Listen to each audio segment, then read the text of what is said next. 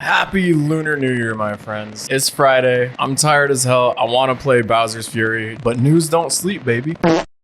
All right, maybe we're not exactly covering the news, and I try my hardest not to cover speculation. I'm just gonna preface this, everything with a grain of salt. A lot of things, there is some validity, like the Zelda stuff we're gonna talk about. All right, I'm just gonna start talking. So there have been 4 new trademarks when it comes to The Legend of Zelda in Australia. I covered the Phantom Hourglass one, but since then, Ocarina of Time, Wind Waker, and Skyward Sword all got trademarks in one bulk. Now that is suspicious as hell. And the crazy thing is that apparently these aren't trademarks that happen because, like, you know, they needed to renew something in Australia. No, these are all new trademarks alongside the original one, which with it being the 35th anniversary of Zelda this year, it's kind of hard not to expect something with these trademarks. It could just be merch though, because we've seen with Mario and Pokemon that Nintendo likes to do a bunch of merch collaborations, but there's a good chance that something's gonna happen with these titles. Me being a Wii U owner, honestly, like things like Wind Waker HD and Twilight Princess HD, I really wouldn't care if they brought it to Switch, especially if it's a standalone full-priced port. I don't think anyone would be happy with that. Ocarina of Time is interesting because it's like, well, which one? Are they going to HDify the DS one? With a game like Ocarina of Time, I feel like it warrants a complete remake, but they haven't took down that one guy that's doing Unreal Ocarina of Time thing. So if they take down of this dude that spent like 6 years of his life doing Ocarina of Time, then I'm pretty sure that we can say that they're just remaking Ocarina of Time HD. Skyward Sword is arguably the most mentioned when it comes to Switch ports, and it makes sense. You know, a lot of people say that it was very limited by the ability of the Wii Motion Plus, and we're seeing things like Mario Galaxy that changing motion controls to buttons, so it would be super interesting if they could do that with a Switch port. Then again, the Joy-Cons have such a sensitive gyro that it could just be that it works that much better on the Switch in terms of the one-to-one sword. Both options would be nice. I'm interested in it. I tried Skyward Sword. I gotta revisit that game one day. If I do, it'll be on my second channel. Go subscribe to that for streams. I mentioned it in the last video, but a 2D Zelda pack would be so cool. Like something like Link to the Past, Oracle of Ages, Seasons, Minish Cap. I don't know how the hell they would do the DS ones. Now we're going into crazy speculation territory. It's just fun to talk about, especially when it comes to Zelda. In retrospect though, from what we got from the Mario anniversary, it would have made so much more sense to me if 3D All-Stars was just, you know, the 3 games already in 3D All-Stars plus 3D World Plus. That would have been worth a full-priced game. And look, I'm part of the problem. I bought all these games. I gave 3D All-Stars to my family, which means I gotta buy another one before Mario disappears. I'm actually getting kind of sick of these ports. Like, for example, Wind Waker, I hope that they do something if they port it. That's the really cool thing about 3D World Plus, is that they expanded and they took it in like in a completely different direction. And even if it's like an Odyssey level-esque, it's still the damn mechanics and controls of 3D World. So in short, I am expecting a couple of ports when it comes to the Zelda anniversary. And let's say all 4 of these games actually did come to Switch. If I had to make a guess, it would be Wind Waker, Phantom Hourglass would be a game, and then Ocarina of Time, Skyward Sword would be another game. Shell out that good $120. And see, here are the Wind Waker, Phantom Hourglass trademarks from Kalios. Oh no, wait, here they are. Skyward Sword and Ocarina of Time. Yo, goddamn, they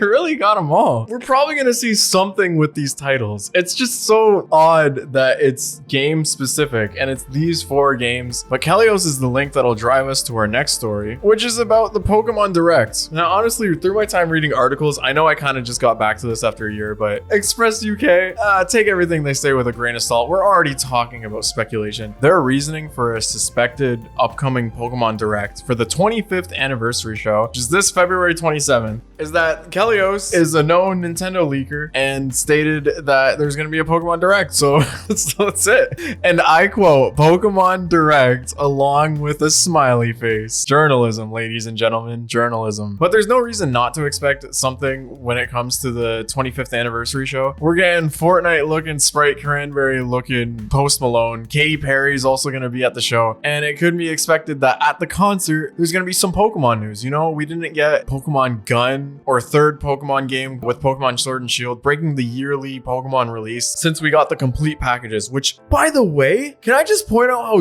dumb it is that the complete DLC thing is like $120? Like, there's no discount at all with the bundle. It is literally the price of the game and DLC. Why is it $120? It's full retail price plus the price of the DLC. Like, come on, Game Freak. Come the fuck on, dude. This was the Pokemon game last year. Pokemon Sword and Shield came out in 2019. It's really not that crazy crazy to expect that we get a new Pokemon game announced at the end of this month. It'll probably just be more footage of Pokemon League of Legends. And news reveals that a concert is what leads us to our last crazy speculation story. Wow, these segues are coming nicely. So there's a Final Fantasy VII Orchestral World Tour. And from what I've seen, the music is so bomb in this game. Anyways, people are expecting some news. And it's not baseless like the Pokemon Direct. I mean, the Pokemon Direct, yeah, sure, it lines up with the 20th anniversary. But here there's more things to go on. There's been a bunch of recent trademarks. Yeah, more trademark talk on Ever Crisis. People obviously link it to Final Fantasy VII because there was the mobile game before Crisis and the PSP game, Crisis Core. Crisis seems to be involved a lot with Final Fantasy VII titles. Final Fantasy VII Remake Part 2 was said to be coming out as soon as they're done. Could be a few years. This trademark has people excited though on a potential new thing, especially around Zack. And I kind of spoiled the crap out of myself on Final Fantasy VII Remake reading articles on why they think it's going to be around Zack. I just thought it was like, you know, Crisis Core, Ever Crisis, you know, they're just going to remake it. For you Final Fantasy VII nerds, get hyped for not only a part 2, but maybe an like expansive world. How Final Fantasy 13 was a trilogy. They can drag out Final Fantasy VII as much as they want. The other thing is that it's confirmed that a PS5 version of Final Fantasy Remake will be shown pretty soon. So that could also happen during the world tour. Either way, we can be expecting some more Final Fantasy VII Remake news or just general Final Fantasy VII Saga news, I guess. Maybe not at the concert, but soon. And at the very least, it'll be the PS5 version of part 1 of the remake. There's all the wild speculation. Now let's talk about games. If you haven't heard, the whole Kingdom Hearts series, I don't know,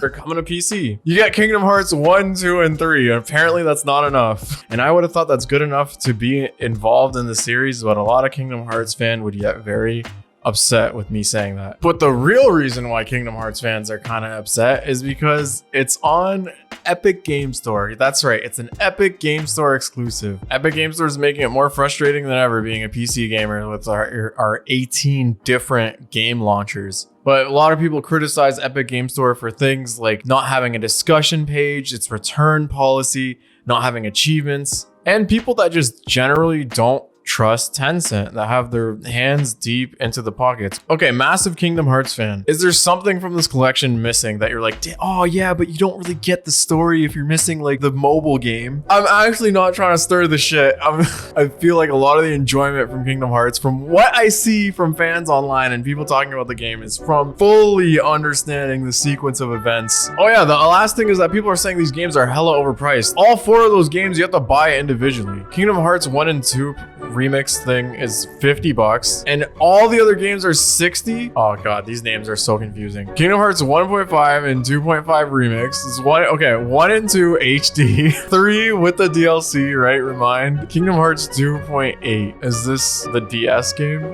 No, it was never. Oh, what the hell? Oh, it's already a collection of games. Whoops. So you get a 3DS game. This was like the Kingdom Hearts 3 demo. I remember that. And then this is just a movie? An hour-long movie? Bro, what the hell is Kingdom Hearts, bro? Jesus, this hour-long DS game. What the hell? It's like a collection of a collection of a collection. Bro, I am going down a rabbit hole. I can't. Anyways, there's 4 games. I don't know how many games are within the games. But there's 4 games. 3 are $60. 1 and 2 remake, $50. And that is pretty damn overpriced. Oh, so the PSP game is in 2.5 remix? I can't handle this. Story done. From looking at it, this one is super overpriced, if that's what I think it is. You correct me.